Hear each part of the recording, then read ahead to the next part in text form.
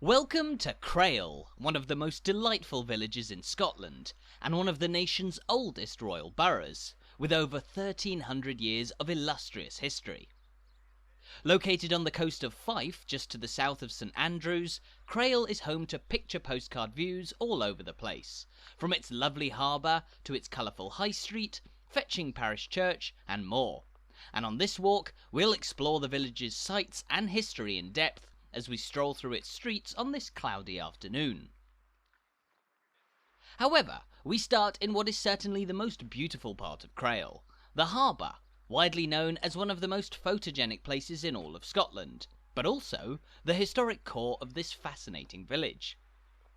A small haven from the rough waves of the North Sea, where boats have loaded and unloaded goods for centuries, Crail owes much of its existence to this small but highly important harbour, which was built at a time when this small seaside village was a point of significant international trade. The harbour that we're walking around here was built in the 16th century, when Crail served as one end of a busy trading route between Scotland and the Netherlands, providing a crucial link with mainland Europe. But this connection wasn't just beneficial to the Scots, as Crail here was highly valued as a place for the export of fish, specifically herring and haddock, and so the Dutch, seeking to shore up their bond with this small fishing village, are said to have actually helped to build the modern harbour here in East Fife.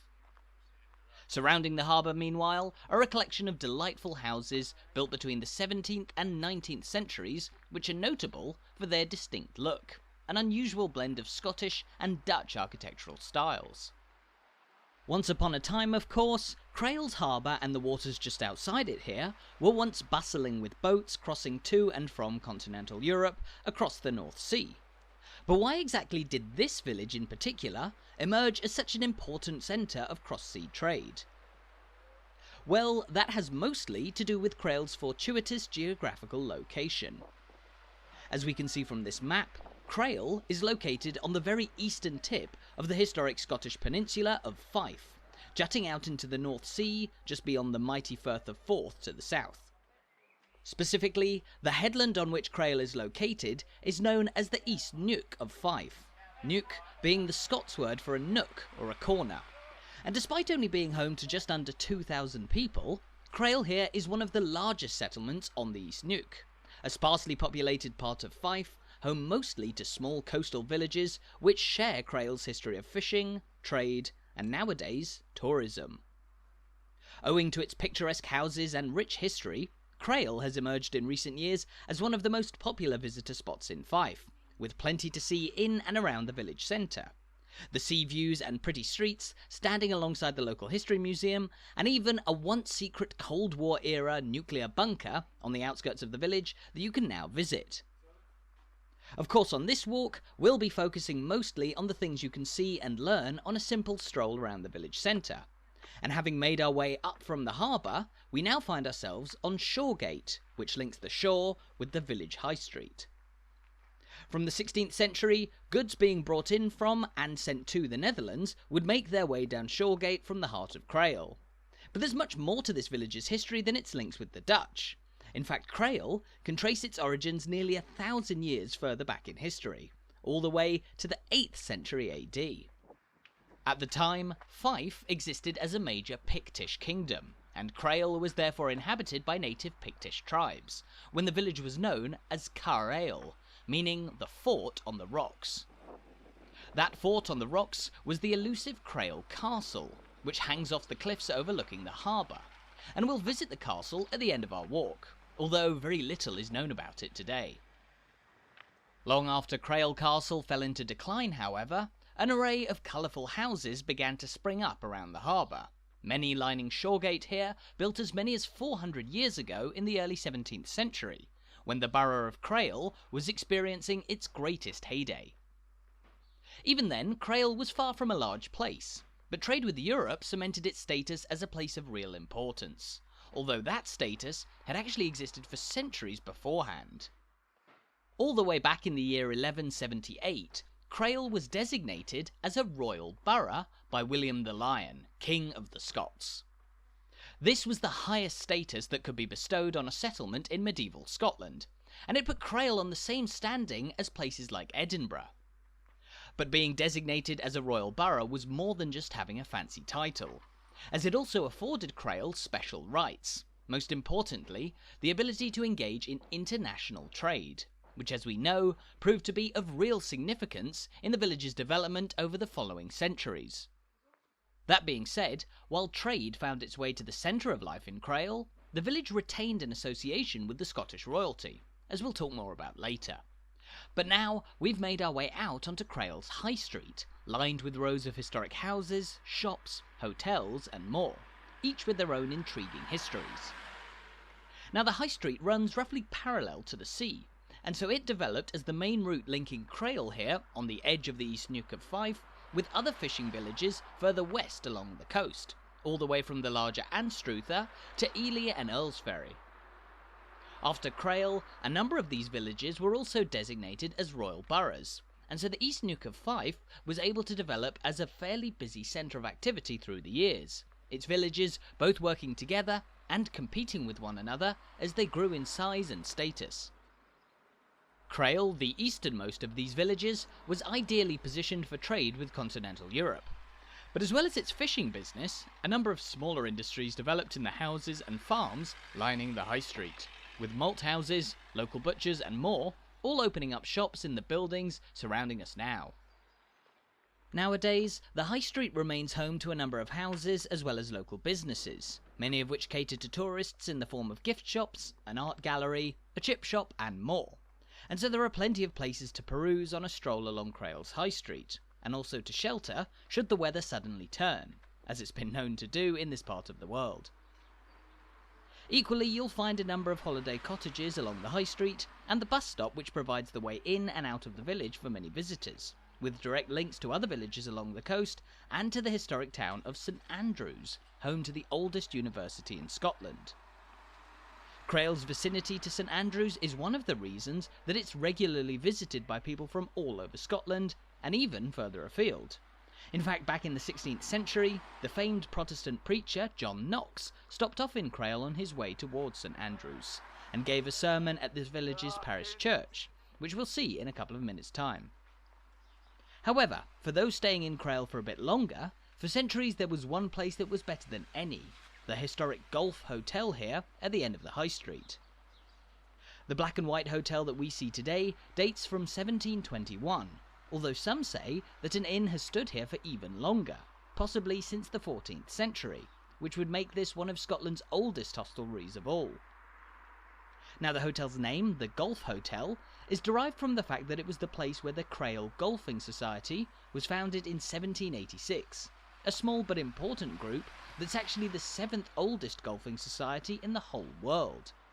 As you'll no doubt know, this part of Scotland is steeped in golfing heritage. Nearby St Andrews is of course home to the oldest golf course on the planet, the famous Old Course, and you'll find plenty more pristine and picturesque golf courses all around the region, with golf having been played in Crail since long before even 1786.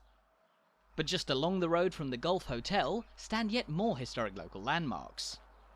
This pint-sized stone-built house is the Crail Museum and Heritage Centre, a delightful home of local history which is free to enter for visitors to the village.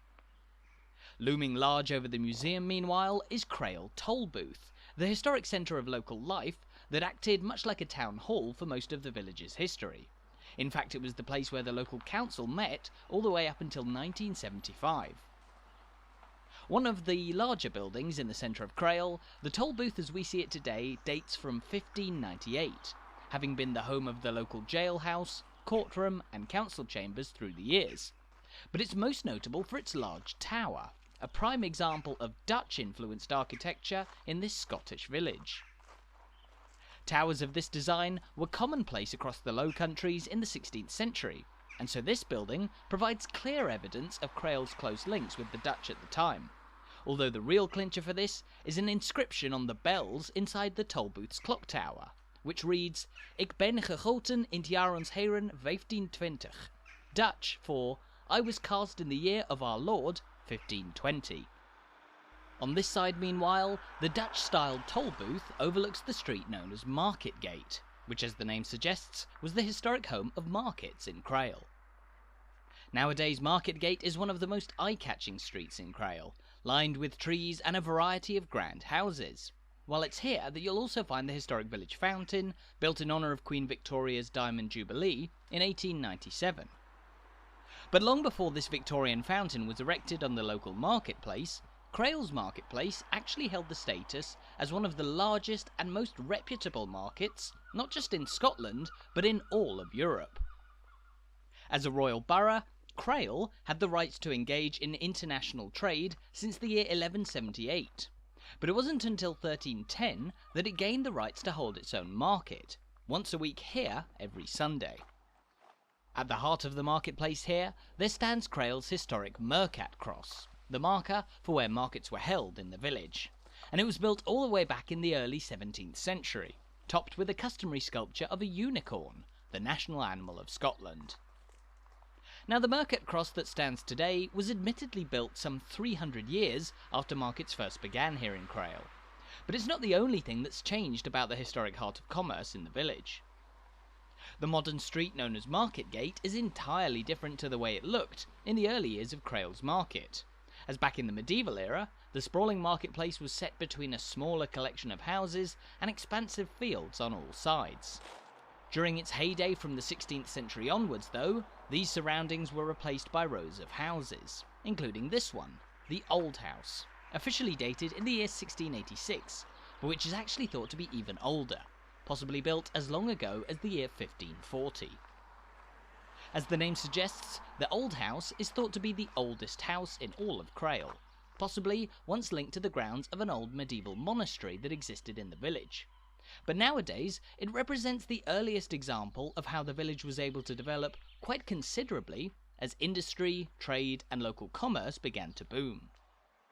Crail's market was so reputable, in fact, that it was visited by traders from as far away as continental Europe, who would make perilous voyages across the North Sea just to come here and buy goods. And this was just one way in which wealth began pouring into the village, contributing to its striking development and modernisation. After all, what other rural Scottish fishing villages are home to exquisite, almost boulevard-like main streets like Marketgate here? In a few moments, we'll return to Marketgate and explore more about the story of how Crail rose to economic supremacy. But just off the historic main road, you'll find one of the village's most captivating and beautiful landmarks, the parish church of St Mary. Situated in a particularly large churchyard, which bears gravestones of locals dating back as far as the 16th century, St Mary's Church is a landmark brimming with local history. Famously, we mentioned that the reformer John Knox preached here in 1559 while on his way to St Andrews. But that's just one chapter in the church's long history, which in its current form dates back well over 800 years, all the way back to 1175 in fact. Much changed over the years since, with its fetching tower added in the 13th century, and its central nave lengthened considerably in the 16th century, this sizable parish church actually began life as the property of a nunnery located across the Firth of Forth in the town of Haddington, not far from Edinburgh, although it separated from that nunnery in 1594. However, it's thought that even before the church that we know today, there stood a much, much older religious building with origins linked to the early Pictish settlement of Crail. Not much is known about exactly what the building was, but concrete evidence of its existence survives in the form of a so-called cross slab dating from the 8th century that remains preserved inside the parish church. Cross slabs were once a key feature of religious sites in Pictish communities, simply a large stone or slab which bore the image of a cross carved into it, slightly different to the kind of specially carved crosses that became more commonplace later on in history. But the Pictish cross isn't the only interesting stone to be found in the vicinity of St Mary's Church. The churchyard is home to a number of intriguing monuments and small structures in every corner, and could constitute a walk in itself. But just outside the churchyard, back on Marketgate, you'll find an easily missed rock, known as the Blue Stain of Crail.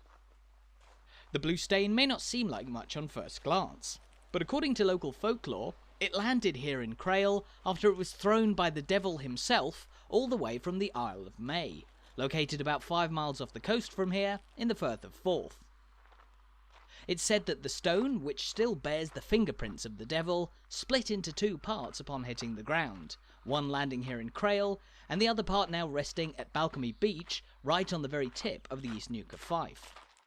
Having made our way out of the historic parish churchyard now though, we're back onto the pristine Marketgate, which comes to an end here at the eastern edge of the village centre. Don't think that we've come to the end of our walk yet though, as we're now going to walk back around towards the harbour side via a couple of the most serene streets in Crail, before we make our way out onto the rocks and the site of the ever mysterious Crail Castle as it looks out to sea. There are plenty more sights to see and history to discover off the main streets of Crail, and here we've ventured onto the particularly narrow lane known as Kirkwind, a name which simply means Church Lane. It's on Kirkwind that you can get a slightly better impression of what Crail was like in the old days, lined on one side by small single-storey cottages, and on the other by expansive fields where sheep graze.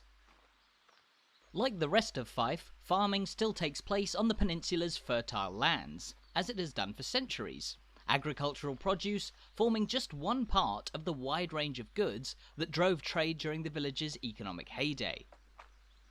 There were a variety of goods which were commonly exported from Crail to mainland Europe through the years. Local farms produced wool that was highly valued in Europe. Coal was extracted from nearby mines and loaded onto boats, while it was of course fish which provided the main source of Crail's income for years. Historically, the waters off the coast here were plentiful with herring and haddock, and these two fish provided the most exports of all from this village. Herring, salted for preservation, was widely popular among Scots and consumers further afield, while haddock, dried in the sun or smoked by fire, became a symbol of Crail, the processed form of the fish here coming to be known as the Crail capon. In fact, Crail capons are so iconic in the village that you'll even find a sculpture of one of the fish adorning the weather vane on top of the Tolbooth, which we passed by earlier. The fields alongside Kirkwind here, meanwhile, give way to the steep slope of ground dropping down to the sea, on which houses of all shapes and sizes stand proudly, offering some really lovely views of the open ocean. But even if you don't have a seafront property in Crail, you can still take in some great vistas of the coast from the corner of this street, Nethergate, where there's a small park that leads down to the waterfront. Now, we'll return to the waterfront ourselves in a few minutes' time. But let's first take a walk along Nethergate, a quieter village street that runs parallel to Marketgate and the High Street, though which has also played its own part in the history of this village. Nethergate, so named as it's the lower street in the village compared to the High Street, will lead us towards Crail Castle between rows of really delightful houses, now used as both holiday cottages and the homes of long-term Crail residents. Historically, however, it was on this street that yet more of this village's surprisingly diverse industrial sphere was humbly unfolding. While fishermen and farmers plied their trades on the edges of the village, a number of these houses belonged to local weavers, who weaved cloth by hand that was then sold either at the local market or exported all the way to the Netherlands to be sold around the continent. Just here, meanwhile, we're walking past a low-standing wall, which might not look like much at first, but which is actually believed to date back around 500 years to the 16th century, once belonging to the old priory that existed here.